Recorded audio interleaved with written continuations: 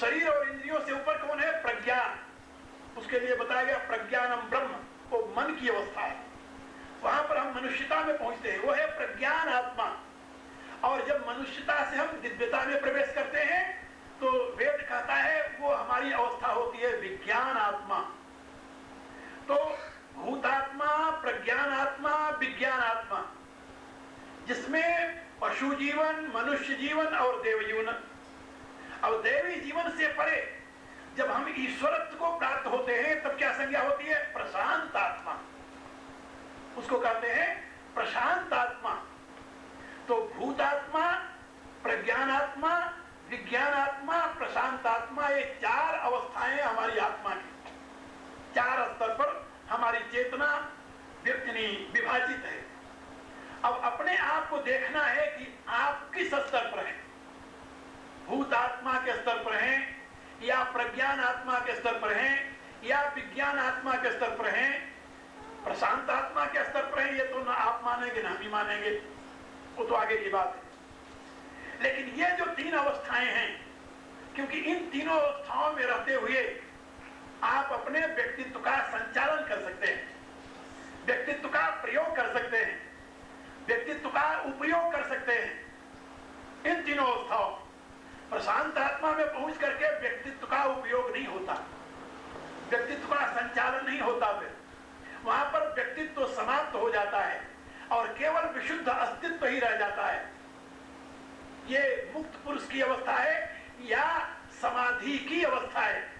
जीवित अवस्था में वह व्यक्ति समाधिस्थ होता है और शरीर छोड़ने पर वह अवस्था ब्रह्मलीन की अवस्था है। लेकिन उससे पूर्व की जो तीन अवस्थाएं हैं, भूतात्मा की अवस्था तो आम लोगों की है, उसमें से अब विशिष्ट अवस्थाएं हैं प्रज्ञान आत्मा और विज्ञान आत्मा। इसमें से आप देखिए कि भूतात्मा से आप ऊपर उठे हैं वा नहीं। अपने शरीर और परिवार की सीमा के लिए रातों दिन लड़ते मरते रहते हैं कि कुछ और भी सोचते हैं। इनसे परे भी कुछ लोग हैं दुनिया में, उनके भी हित की कभी चिंता होती है, उनके प्रति भी आप में कभी आत्मीयता जागृत होती है, उनके प्रति भी आप में प्रियता का भाव आता है, उनके लिए भी अपने परिश्रम का कुछ अंश प्रदान करते हैं। यदि करते हैं इसका अभिप्राय कि आप यानी भूत आत्मा से ऊपर उठे हुए हैं। जो लोग अपने परिश्रम के परिणाम, संपत्ति समझ लीजिए, धन समझ लीजिए, उसको केवल अपने सुख और अपने परिवार के सुख के लिए ही नहीं बल्कि समाज के सुख में भी समर्पित करते हैं,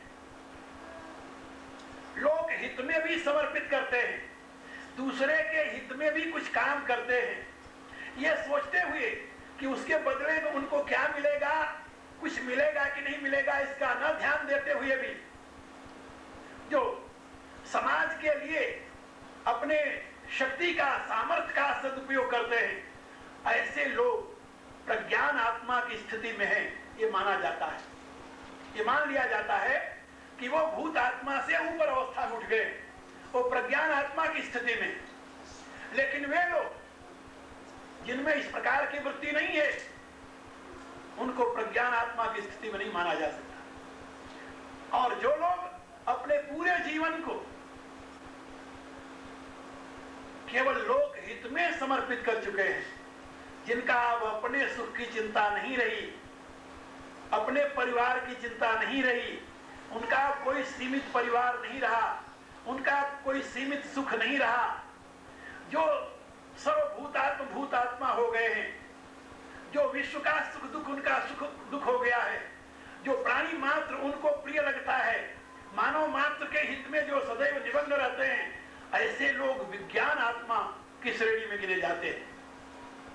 ये विज्ञान आत्मा की श्रेणी में रहने वाले जीव हैं। गीता में ऐसे लोगों को स्थित प्रज्ञ कहा गया है।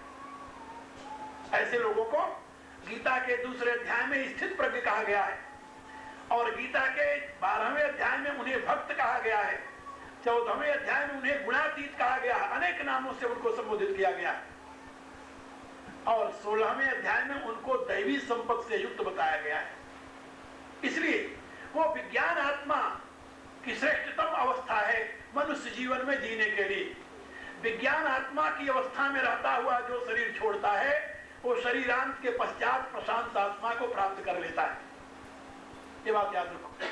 तो अब आपको इस पर विचार करना है कि आप अपने आप को किस श्रेणी में देखते हैं। अब यहां पर एक प्रश्न हुआ कि हम इस भूत आत्मा की सीमा से कैसे आगे बढ़े। कठिनाई यही से आगे जाना है। वो दूसरे में पहुंच जाओ तो तीसरे में जाना कठिनाई नहीं है। यदि मनुष्य पशुता से मुक्त होकर मनुष्यता में आ जाए तो उसको देवत्व में प्रवेश करना कठिन नहीं होता। क्या समझे? आपकी यदि आदत पड़ जाए कि आप अपनी सीमा से परे की सेवा में कुछ कर सकते हैं, फिर उससे परे उसको विस्तार करने में फिर क्या कठिनाई होती है? वो तो दायरे बढ़ाना होता है। आपने अपने परिवार की बजाय राष्ट्र को महत्व प्रदान किया, तो राष्ट्र से मुक्त होकर के आप विश्व को भी महत्व प्रदान कर सकते हैं। यदि अच्छी दिशा मिल जाए, अच्छी संगति मिल जाए और आपसे कोई पूछ ले भाई आप तुम अपना राष्ट्र किसे मानते हो, क्या है राष्ट्र जिसे कहते हो तुम, कैन यू डिफाइन दैट? राष्ट्र माने क्या उसकी सीमा बाउंड्री कहीं बना सकते हो तुम? यदि राष्ट्र एक विचारधारा है वो तो दुनिया में सर्वत्र फैलाई जा सकती है, और यदि राष्ट्र एक भूभाग है तो वो तो कभी दुनिया में फैलाया नहीं जा सकता, बल्कि सिकुड़ते जाएगी। कोई शक्तिशाली हुआ तो तुमसे वो भी छीन लेगा। आप जरा सोचिए, अपन भारत से आए हैं और आज से यानी 50 वर्ष पूर्व जो भारत था, आज उसमें 7 राष्ट्र बने। 7 राष्ट्र 50 वर्ष पहले वाले भारत में। और आज से जो 1000 वर्ष पहले का भारत था उसमें आज 9 राष्ट्र बने। 9 राष्ट्र। और जो पांडवों के समय में भारत का अस्तित्व रहा होगा, उससे पहले राम के समय में जिस भारत की हम कल्पना करते हैं, जिसके लिए तुलसीदास जी लिखते हैं भूमि सप्त सागर मेखला एक भूप रघुपति कौशला। अब जरा सोचिए, उस राम के राज्य की कल्पना कीजिए, वो भारत कितना विशाल रहा होगा, कितना महान रहा होगा।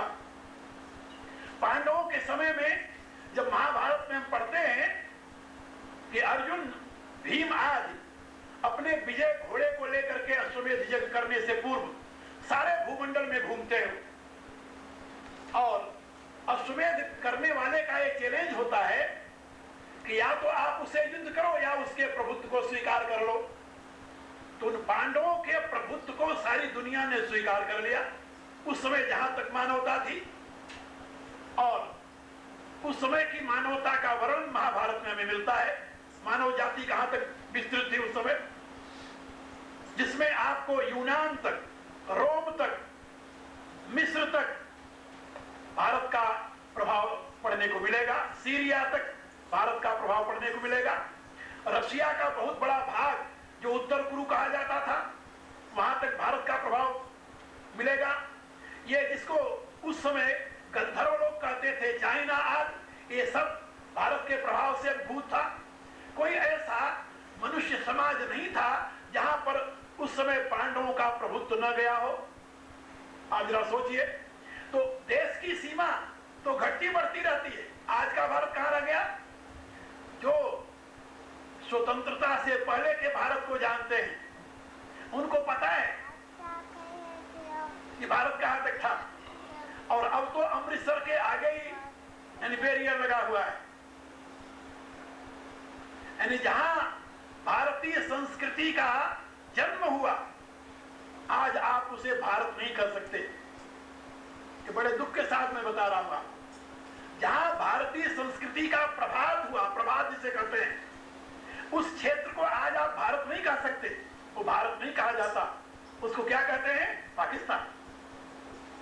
वो कौन सा स्थान है जानते हो? सिंधु घाटी, सिंधु नदी। आज उसे आप भारत नहीं कह सकते। इसलिए मैं आप लोगों को बता रहा था कि देश की सीमा सिकुड़ती रहती है, बढ़ती रहती है। उसको राष्ट्र नाम देना उपयोगी नहीं। फिर ये सिकुड़ने और बढ़ने में काम कौन करता है? कहा विचार। जहां लोग पहले भारतीय वैदिक विचारधारा के लोग थे तो वहां तक भारत था। वैदिक विचारधारा परिवर्तित हो गई, इस्लाम के अनुयायी बन गए, भारत को कई टुकड़े में करके पाकिस्तान बन गया, यही ना? विचारधारा बदल गई, खंडित हो गया सारा।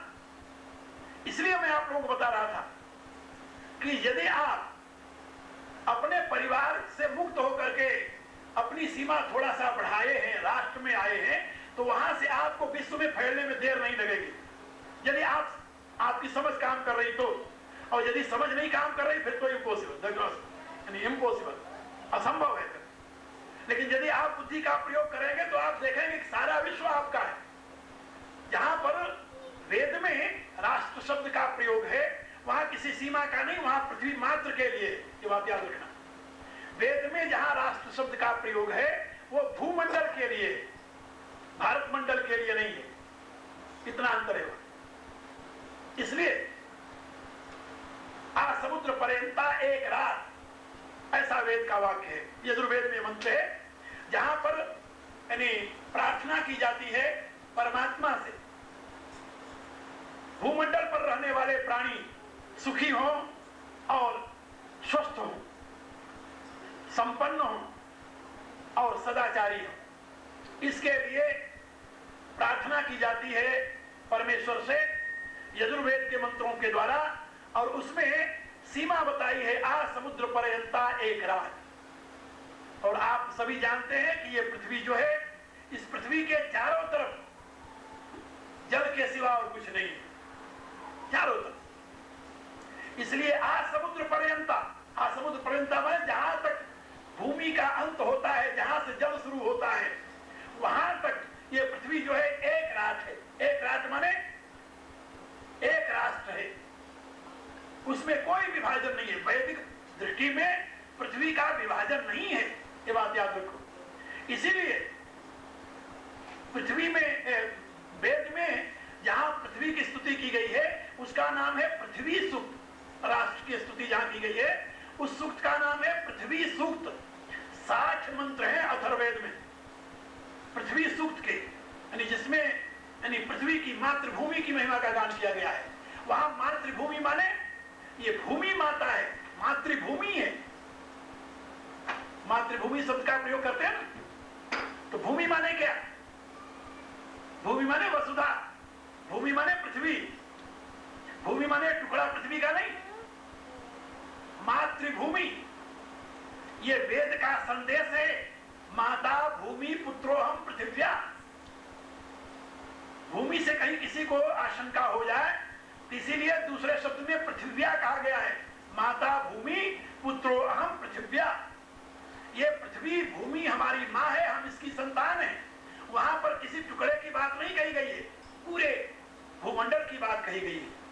इसलिए मैं आप लोगों को बता रहा था कि जहां आपकी ये दृष्टि आई कि ये भूमंडल मेरी माँ है, पृथ्वी मेरी माँ है, भूमि मेरी माँ है, फिर आप इस पृथ्वी के किसी कोने में रहेंगे, वहां पर आप अनुभव करेंगे कि आप अपनी माँ की गोद में। ये वेद का संदेश। यदि सही माने में वैदिक विचारधारा को आप लोग अपने दिमाग में ले आवें तो आपको लगेगा ही नहीं कि कहीं रहते हुए आप विदेश में। विदेश है ही नहीं आपके लिए। वेद में स्पष्ट शब्दों में बताया गया है कि विदेश उनके लिए है जो तुच्छ बुद्धि वाले हैं। जो तुच्छ बुद्धि वाले हैं उनके लिए विदेश है। अयम निज परो व्यक्ति गणना लघु चेतसा उदार चरिता नाम तू वसुधैव कुटुंबकम। जो विवेकी जन है उनके लिए तो वसुधा ही यानी पृथ्वी ही उनका छोटा परिवार है। वसुधैव कुटुंबकम, कुटुंबकम माने छोटा सा परिवार। क्योंकि जो विवेकशील है वो जानते हैं कि पृथ्वी बहुत छोटी सी है इस अनंत ब्रह्मांड में। इस अनंत ब्रह्मांड में पृथ्वी बेचारे क्या करना है, ये तो बहुत छोटी सी है। इसलिए उनका छोटा सा परिवार है। इस भूमंडल को भी अपना वो छोटा सा परिवार मानते हैं। कुटुंबकम, कुटुंबकम माने बहुत छोटा सा परिवार, उसको कुटुंब कहते हैं।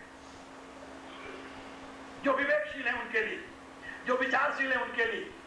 इसलिए वेद कहता है कि जहां तक तू पृथ्वी पर है अपनी मां की गोद में है। तुम्हारे लिए कहीं देश नहीं, कहीं विदेश नहीं, सब तुम्हारा अपना देश है।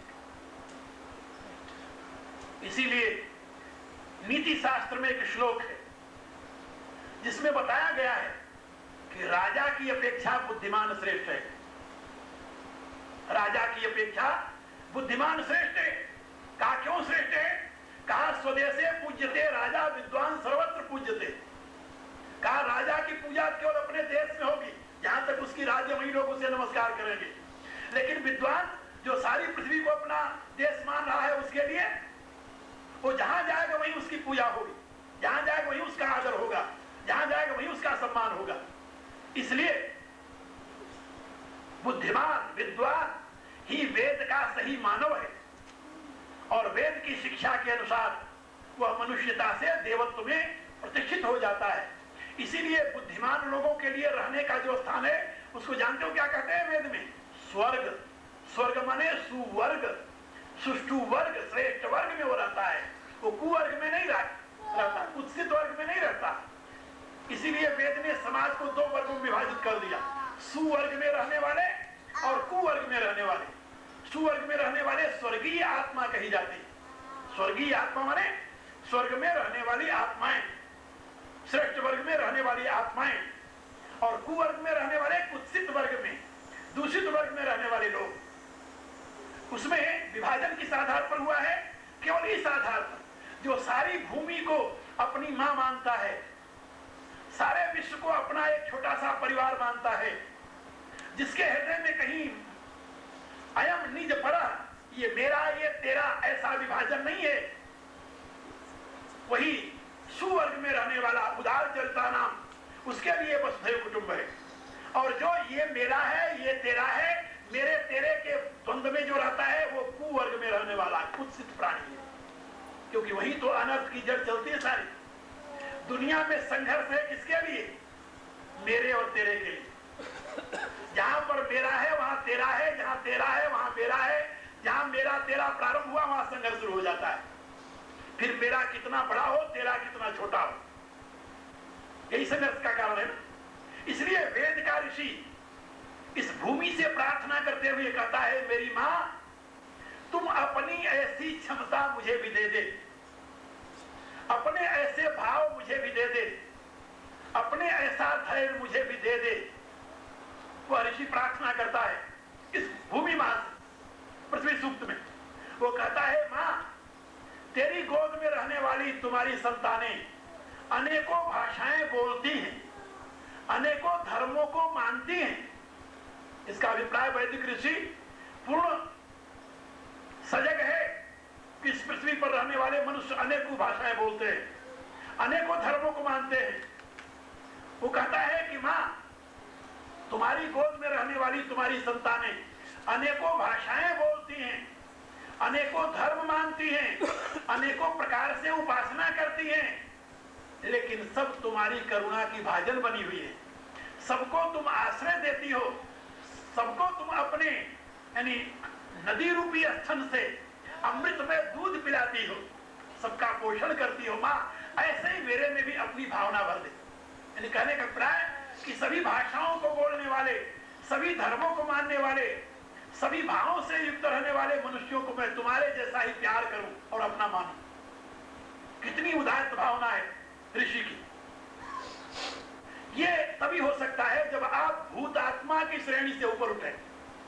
यदि भूत आत्मा की अवस्था में है फिर तो आपको अपना सगा भाई भी प्रिय नहीं लगेगा, दूसरे की बात तो अलग रहेगी। सारे विश्व को अपना मानना तो दूर रहा, इस भूमि मां के पुत्रों को अपना भाई मानना तो दूर रहा, अपनी मां के पुत्रों को भी आप अपना नहीं मान सकते। देख नहीं रहे जो कुछ हो रहा है। पहले हमारे यहां परिवार किसे कहा जाता था जानते हो? उस समय परिवार का अर्थ होता था पितामह की फैमिली, पितामह के संतान, और उससे पहले परिवार माना जाता था 7 पुत्र तक, 7 पीढ़ी। फिर उसका मार्जन हो गया, बाद में परिवार माने जाने लगा 4 पीढ़ी तक। आज भी हमारे यहाँ जो श्राद्ध करते हैं मृत्यु के पश्चात, तो उसकी एक प्रक्रिया है जिसको कहते हैं सप्तपिंडी। सप्तपिंडी माने 7 वंश यानी 7 पीढ़ी तक के लोगों को पिंडदान देते हैं। ये बहुत बड़ा ये सिद्धांत था मनुष्यों में एक जागृति लाने के लिए। जब से श्राद्ध की प्रक्रिया खत्म हुई, अब तो धीरे धीरे सब लुप्त होता जा रहा है, किसी को पता ही नहीं। हमारे यहाँ वैदिक साहित्य में एक बहुत बड़ा सिद्धांत बताया गया, उसको ध्यान से आप लोग सुनिए। उसमें समझाया गया है कि एक व्यक्ति के जीवन में 7 पीढ़ी के गुण होते हैं, 7 पीढ़ी, और कितनी मात्रा में आते हैं उसमें बताया गया है कि 84 मात्रा में एक व्यक्ति में गुण पाए जाते हैं, 84 मात्रा। और कभी कभी आप लोगों ने सुना होगा कि 84 लाख योनियां भटकी है। हर एक व्यक्ति अपने अंगुल से 84 अंगुल का शरीर प्राप्त करता है। नाप लेना अपने घर जाकर के, बिल्कुल 84 अंगुल को है, इससे कम बेसी नहीं। बिल्कुल कोई अपवाद भले हो जाए। ये 84 का चक्कर सुना होगा आप लोगों ने। वो क्या है जानते हो? जब आप जन्म लेते हैं तो आप में 84 गुण, उसको 84 यानी मात्रा में गुणों का संग्रह आपके जीवन में आया है, ऐसा मानते हैं। और उसमें से, उस 84 में से विभाजन होता है, कितने पिता के हैं, कितने पितामह के हैं, कितने परपितामह के हैं, उससे आगे कितने हैं, ऐसे बढ़ते हुए चले जाते हैं। और 7वीं पीढ़ी का एक गुण रह जाता है। एक गुण, एक अंश, गुण कहो अंश कहो, से अंश शब्द वेद में प्रयोग हुआ है, जिसको हम गुण शब्द से करें। एक बालक में 84 अंश होता है। 84 अंश में 7वीं पीढ़ी का एक अंश रहता है। उससे दूसरी पीढ़ी में आता है तो यानी 6ठी पीढ़ी का उसमें 6 अंश होता है। उससे आगे नीचे और आता है तो यानी 5वीं पीढ़ी का उसमें 10 अंश होता है। फिर चौथी पीढ़ी का उसमें 15 अंश होता है। तीसरी पीढ़ी का उसमें 21 अंश होता है। और दूसरी पीढ़ी का उसमें 28 अंश होता है। इस ढंग से उसमें यानी पिता से शुरू होकर के 7वीं पीढ़ी तक जाकर फिर ये 84 अंश मिल करके उसका शरीर का निर्माण होता है, उसके जीवन का निर्माण होता है, उसके व्यक्तित्व का निर्माण होता है। इसलिए क्योंकि विशेष प्रभुत्व पूर्ण जो होता है वो 4 पीढ़ी तक के गुण होते हैं, यानी पिता के, पितामह के, परपितामह के। इसलिए हमारे यहाँ पिंडदान करते समय इन चारों को बराबर का पिंडदान किया जाता है। और जो 3 इसके ऊपर के होते हैं, परपितामह के पिता, उनके पिता और उनके पिता, ये 3 जो होते हैं,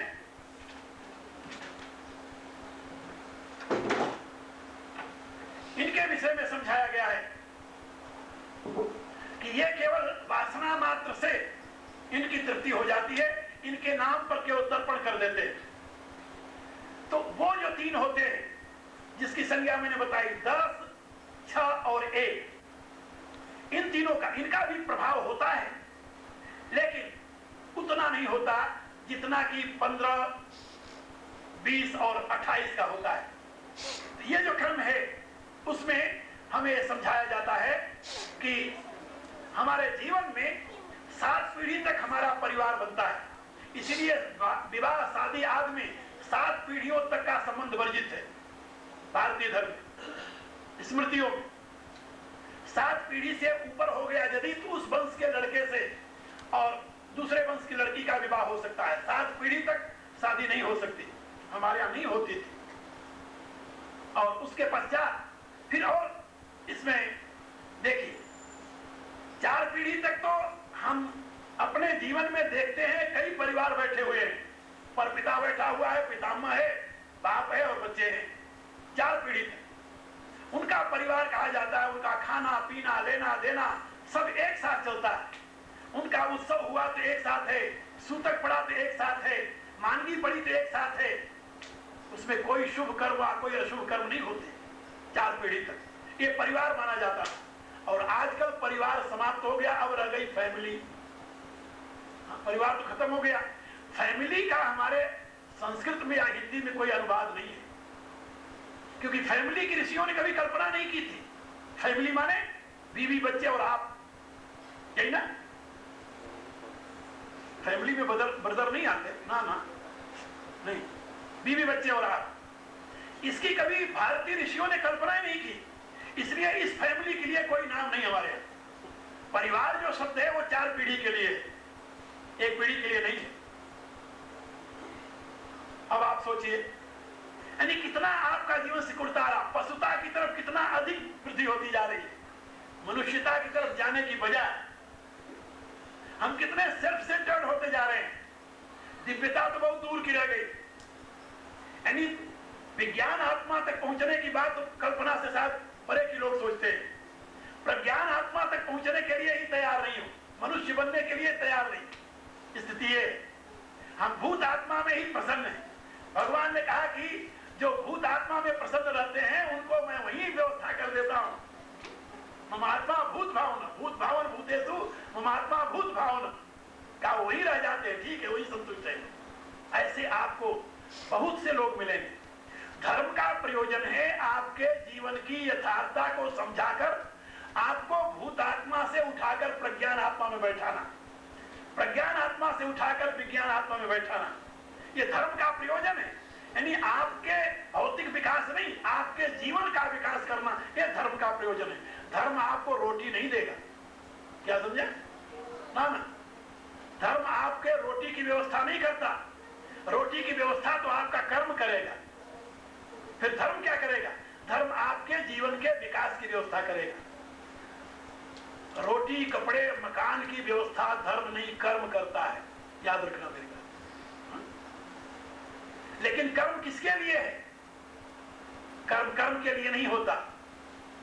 कर्म का प्रयोग धर्म के लिए है। यानी यदि जीवन का विकास नहीं हुआ तो रोटी, कपड़ा, मकान लेकर तुम क्या करोगे? देखा होगा भारत में, यहां तो मैंने देखा नहीं, साथ यहां भी होते, बरसात के आने से पहले चिड़िए, छोटे छोटे चिड़िए, देखा है, अपने लिए कितना सुंदर सा घोंसला बना लेती हैं। तिनके उठा लाती हैं और घोंसला बना लेती है। और कितना सुंदर एयर कंडीशन, बिल्कुल एयर कंडीशन। जाकर देखो उनको, कभी देखा होगा आप लोगों ने। हाँ, वो तिनके से जो घोंसला बनाती हैं, पेड़ों में लटकता रहता है, लोग उसे उठाकर ले आते हैं, डेकोरेशन पीस के रूप में रखते हैं। इतना सुंदर वो घोंसला बना लेती है अपने लिए। उनकी अकल देखिए, उनकी सामर्थ्य देखिए। उनके पास हाथ नहीं है तो केवल चोंच है, वो भी अपने रहने का साधन बना लेती है। उनसे बढ़िया तुम मकान नहीं बना सकते अपने लिए। क्यों बना सकते हो? ना ना, बिल्कुल नहीं। और अपने बच्चे के पालन करने में कुशल होती है। वो अपने मुंह में चारा चुप करके लाती हैं, बच्चे के मुंह में डाल देती हैं, इतनी कुशल होती है। और रोटी, कपड़ा की उनको जरूरत ही नहीं है। रोटी, मकान चाहिए, दोनों व्यवस्था कर लेती हो। यदि तुम अपनी जिंदगी भर कर्म करते हुए यही करते रहे, फिर जिंदगी का प्रयोजन क्या रहा भले आदमी? इसलिए शास्त्र कहता है कि कर्म है धर्म के, यानी जीवन के विकास के लिए कर्म है। यदि जीवन का विकास नहीं हुआ तो कर्म करके तुम दुनिया की संपत्ति इकट्ठा कर लिए, तुम्हें क्या मिला उससे? इसलिए धर्म के लिए कर्म करो, यह संदेश है शास्त्र का। और धर्म किसके लिए? धर्म है जीव को ईश्वर से मिलाने के लिए। धर्म स्वयं में अपना साध्य नहीं है, धर्म साधन है। साध्य तो परमात्मा है, परमेश्वर है, पूर्णत्व की प्राप्ति है, मृत्यु से, भय से, अज्ञानता से मुक्त होना है, वो धर्म का प्रयोजन है। इसलिए भगवान ने यहां पर एक बात बताई 4थे अध्याय में, कि जितने सिद्धांत मैंने आप लोगों को समझाया है, ये सारे सिद्धांत को भगवान ने एक श्लोक में यहां पर कहा है। न मे कर्माणि लिप्यन्ति न मे कर्म फले स्पृहा। हे अर्जुन, कर्म मुझ में लिपायमान नहीं होते।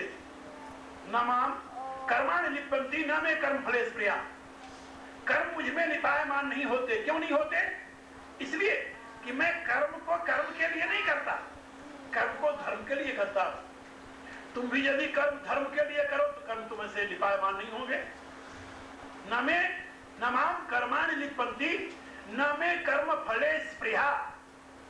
कर्म के फल में मेरी स्पृहा नहीं है, मेरी चाह नहीं है, मेरी आसक्ति नहीं है, इसलिए कर्म मुझसे लिपायमान नहीं होते। इतिमाम यो अभिजानाति।